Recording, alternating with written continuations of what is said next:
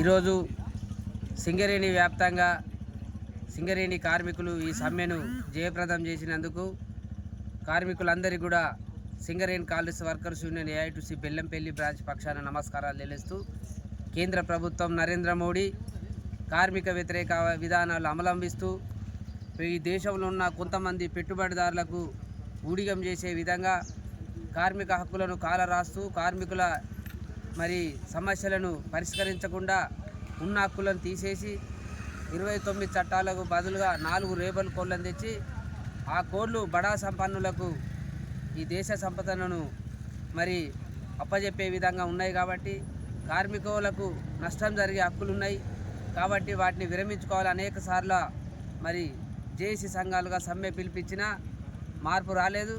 కావున మరోసారి ఈరోజు సమ్మె పిలిపివ్వడం జరిగింది. ఇప్పటికైనా కేంద్ర ప్రభుత్వం ఆ 4 లేబర్ కోడ్లను తీసేసి పాత పద్ధతిలో ఉన్న 29 చట్టాలను కొనసాగించి కార్మిక హక్కులను కాపాడు కోసం కృషి చేయాలని డిమాండ్ చేస్తున్నాం.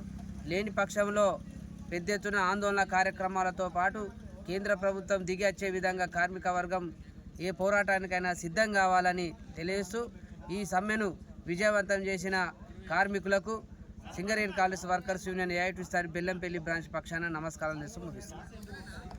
కార్మికుల ఐక్యత, కార్మికుల ఐక్యత. కేంద్ర ప్రభుత్వం ఉండి వైఖరి, కేంద్ర ప్రభుత్వం ఉండి వైఖరి.